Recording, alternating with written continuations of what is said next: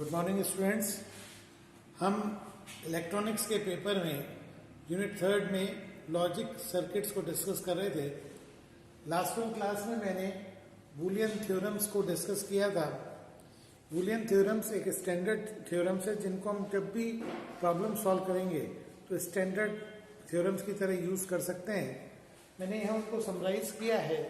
a plus B is equal to B plus A dot B equal to B dot A, या a plus B plus C is equal to A plus B bracket plus C, या a dot bracket में b dot C is equal to a dot B dot C, और a dot B plus C is equal to a dot B plus a dot C. ये तीनों जो कि हमारे commutation, association law, distribution law, normal algebra, Boolean algebra में कोई difference नहीं है कि वही हमारे थ्योरम्स हैं।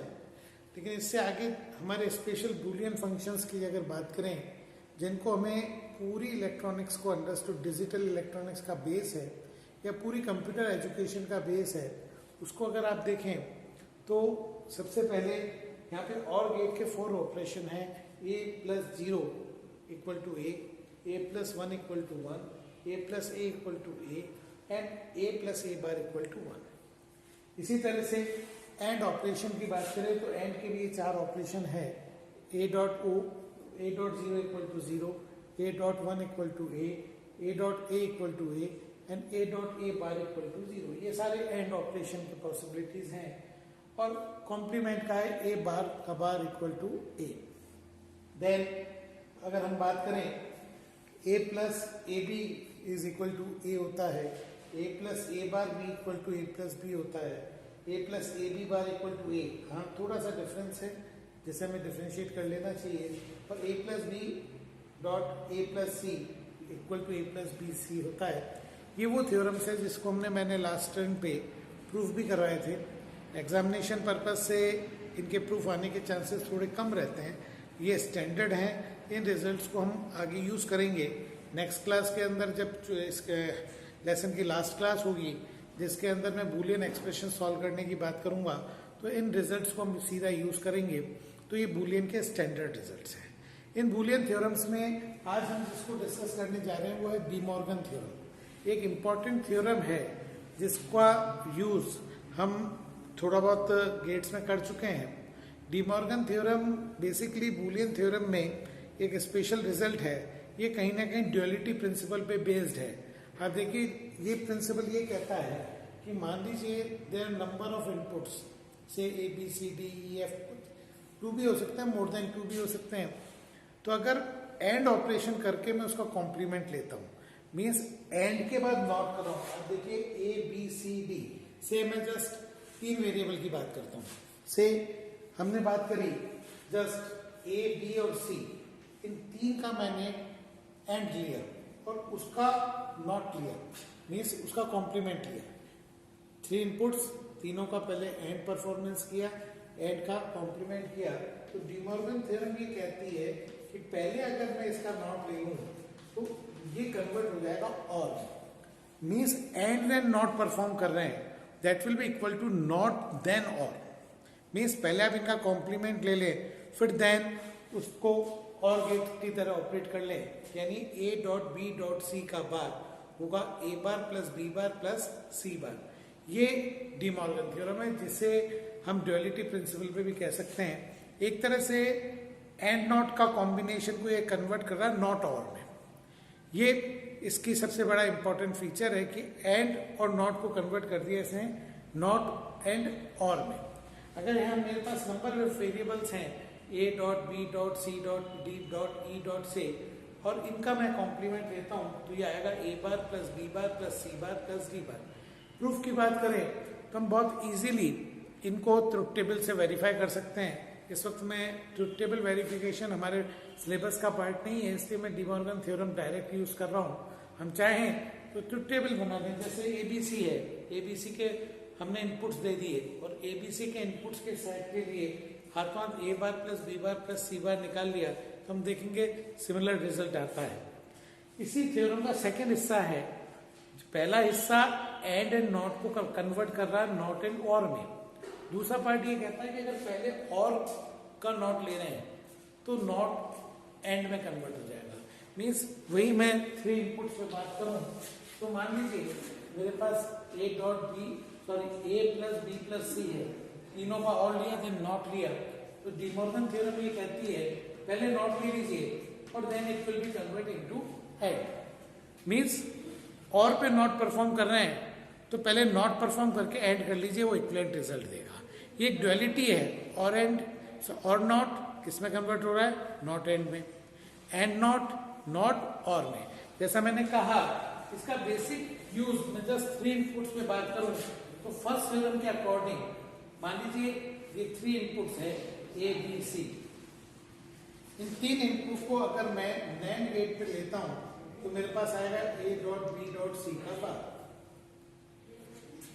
ये गेट्स की फॉर्म में हमने कन्वर्ट किया तो ये कहता है कि अगर मैं ए बार बी बार सी बार ले लेता हूं और उसको और गेट के इनपुट्स पे दे दूं तो इस तरह से एंड ऑपरेशन को कन्वर्ट किया है और ऑपरेशन में। ये डी मॉर्गन थ्योरम की सबसे बड़ी इंपॉर्टेंस है। इसी तरह से मैं सेकंड वाले की बात करता हूं कि मैंने ए बी और सी नॉर गेट पे लिया तो इसका इनपुट आउटपुट मेरे पास आएगा ए प्लस सी का बार। एज पर अगर इनकी जगह मैं ए बार बी बार सी बार ले लेता हूँ तो नॉट ऑपरेशन कर देता हूँ तो मेरे पास रिजल्ट जो आएंगे वो सेम आएंगे। ये डी मॉर्गन थ्योरम की इंपॉर्टेंस है। Means first of all De Morgan theorem एक ड्युअलिटी प्रिंसिपल पे बेस्ड है। सेकंड, ये एंड नॉट ऑपरेशन को नॉट और में कन्वर्ट कर रही है या और नॉट ऑपरेशन को नॉट एंड में कन्वर्ट कर रही है। ये डी मॉर्गन थ्योरम है। नेक्स्ट क्लास के अंदर जब मैं इनके ऑपरेशंस की बात करूंगा, जिन आइडेंटिटीज को सॉल्व करेंगे तो हम इनको डायरेक्ट यूज करेंगे।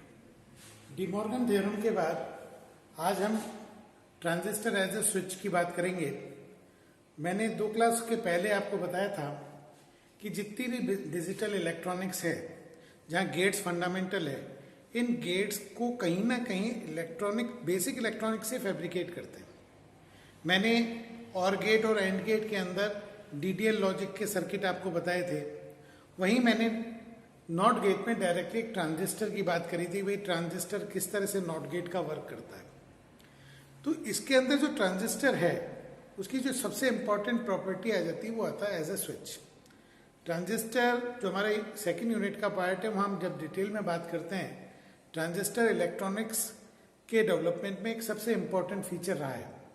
इलेक्ट्रॉनिक्स में जब तक ट्रांजिस्टर नहीं था तब तक इलेक्ट्रॉनिक्स की बहुत सारी लिमिटेशन थी। जब बीजेटी का डेवलपमेंट हुआ 1960-70 के बीच में, तो इसको जब वर्कआउट किया तो इसकी डिफरेंट प्रॉपर्टीज आई। हम जब एक बाइपोलर जंक्शन ट्रांजिस्टर को 3 कॉन्फ़िगरेशन में काम में लेते हैं, एक ही transistor common base, common emitter और कॉमन कलेक्टर में यूज होता है। कॉमन बेस की अपनी इंपॉर्टेंस है, कॉमन एमिटर की अपनी इंपॉर्टेंस है। हम रेस्ट्रिक्ट करते हैं कॉमन एमिटर को। तो देखिए, जब ट्रांजिस्टर को एज एन एम्पलीफायर काम में लेते हैं तो कॉमन एमिटर कॉन्फ़िगरेशन में यूज करते हैं। मैंने वहां से एक बीजेटी जो कॉमन एमिटर कॉन्फ़िगरेशन में है उसके आउटपुट कैरेक्टरिस्टिक्स को क्वालिटेटिवली यहाँ ड्रॉ किया है।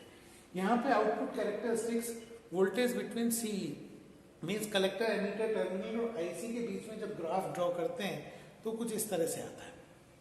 लेकिन इस ग्राफ में जब हम लोड लाइन को ड्रॉ करते हैं तो हम ये फाइंड आउट करते हैं ये लोड लाइन की जो पॉइंट है ये ऑपरेटिंग पॉइंट है। यहाँ पर इस आउटपुट के अंदर हम 3 रीजन डिफाइन करते हैं। ये जो मिड रीजन है ये एक्टिव रीजन है, ये वाला रीजन हमारा सैचुरेशन रीजन है और ये हमारा कट ऑफ रीजन है। देखिए, ट्रांजिस्टर के प्रॉपर ऑपरेशन, नॉर्मल ऑपरेशन के लिए कंडीशन होती है कि base emitter should be forward bias and base collector must be reverse bias. क्योंकि यहाँ पे टर्मिनल एमिटर कॉमन है तो यहाँ इनडायरेक्ट बायसिंग हो रही है। तो जो एक्टिव रीजन है वहां तो ये कंडीशन फुलफिल होती है कि कॉमन हम बात करें तो ये वो रीजन है। अगर ट्रांजिस्टर को एज एन एम्पलीफायर काम में लेना है तो हमारा ऑपरेटिंग पॉइंट इन बिटवीन होना चाहिए, जिससे कि अगर कोई फ्लक्चुएशन हो तो भी वो एक्टिव रीजन में रहे। क्योंकि एक्टिव रीजन के लिए सबसे एसेंशियल कंडीशन है बेस एमिटर फॉरवर्ड बायस होना चाहिए और बेस कलेक्टर रिवर्स बायस। तो अगर हम इसकी मैथमेटिक्स देखें तो इसमें इनडायरेक्ट बायसिंग में ये दोनों कंडीशन फुलफिल होती है, लेकिन सैचुरेशन रीजन और कट ऑफ रीजन में ये कंडीशन सेटिस्फाइड नहीं होती। ये वो है जहां पर दोनों बायस फॉरवर्ड बायस भी हो सकते हैं, दोनों रिवर्स बायस भी हो सकते हैं, मैं उस डिटेल पे नहीं जाता। तो यहाँ पर ये सैचुरेशन रीजन और ये कट ऑफ रीजन है। जब ट्रांजिस्टर को एज एन स्विच काम में लेना है तो हमारे लिए ये दोनों रीजन इंपॉर्टेंट हो जाते हैं, सैचुरेशन रीजन और कट ऑफ रीजन। जब भी ट्रांजिस्टर एज एन स्विच काम में लेना है तो हमारी इंपॉर्टेंस ये होती है कि उसका एक्टिव रीजन बड़ा श्रिंक्ड होना चाहिए। देखिए जहां पर एज एन एम्पलीफायर काम में लेना वो एक्टिव रीजन वाइड होना चाहिए, जिससे कि ट्रांजिस्टर जब ऑपरेट करे तो उसका एज एन एम्पलीफायर हम यूज कर सके। बट जब एज एन स्विच करना है, स्विच क्या है? स्विच में 2 स्टेट होनी चाहिए, ऑन और ऑफ, और बीच में कोई इंटरमीडिएट स्टेट नहीं होनी चाहिए। और स्विच की सबसे बड़ी प्रॉपर्टी है कि एक स्टेट से दूसरे स्टेट में जाने के लिए टाइम रिक्वायरमेंट बहुत कम होनी चाहिए। आप देखिए जैसे बल्ब है, बल्ब को ऑन किया तो फ्रैक्शन ऑफ सेकंड में अगर वो ऑन हो रहा है तो वो प्रॉपर स्विच है। हमारा स्विच अगर स्विचिंग में टाइम लेगा तो उसको अच्छा स्विच नहीं मानेंगे। तो जब हम ट्रांजिस्टर एज ए स्विच की बात करते हैं तो उसके लिए एक्टिव रीजन जितना कम होगा वो स्विच उतना अच्छा होगा। यानी कोई ट्रांजिस्टर सैचुरेशन रीजन से कट ऑफ रीजन या कट ऑफ से सैचुरेशन रीजन में जो ट्रांजिट करता है वो ट्रांजिशन मिनिमम टाइम में होना चाहिए। ये switching time less than micro second होना चाहिए, तो वो अच्छा ट्रांजिस्टर होगा या वो अच्छा स्विच होगा। तो एक आदर्श स्विच या आइडियल स्विच की अगर बात करें तो एक डीजीटी आइडियल स्विच होगा, उसकी कंडीशन है कि उसका इनफाइनाइट इनपुट रेजिस्टेंस होना चाहिए, यानी निवेशी प्रतिरोध इन्फिनिटी होनी चाहिए, आउटपुट रेजिस्टेंस 0 होना चाहिए, गेन उसका इन्फिनिटी होना चाहिए, और सबसे इंपॉर्टेंट बात है कि कॉमन एमीटर के जब वो सैचुरेशन रीजन में हो तो कलेक्टर और एमीटर टर्मिनल के बीच में पोटेंशियल डिफरेंस 0 होना चाहिए।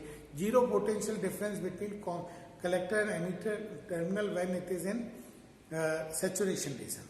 तो ये एक आइडियल स्विच की कंडीशन होती है। ये आइडियल स्विच के बेस पे हम एक ट्रांजिस्टर को एक स्विच बना सकते हैं। जो ट्रांजिस्टर स्विच की तरह यूज करने वो हमारे नॉर्मल से डिफरेंट होते हैं, वहां पर उसके फैब्रिकेशन इस तरह से किया जाता है कि उसका एक्टिव रीजन ऑलमोस्ट इतना थिन हो कि उसको हम 0 मान लें कि ट्रांजिस्टर इजीली स्विच कर सके। तो इस ट्रांजिस्टर जहां डिजिटल इलेक्ट्रॉनिक्स की बात आती है तो ट्रांजिस्टर में हम 2 ही स्टेट की बात करते हैं कि से कट ऑफ रीजन 0 है तो एक्टिव रीजन 1 है, और एक्टिव से कट ऑफ रीजन में ट्रांजिशन का टाइम ऑलमोस्ट नेग्लिजिबल होना चाहिए। और इसी के बेस में मैंने डीटीएल लॉजिक की बात करी थी। आज की क्लास यहाँ वाइंड अप होती है। नेक्स्ट क्लास के अंदर हम जो बूलियन एक्सप्रेशन सॉल्व करने हैं उनकी बात करेंगे। Thank you.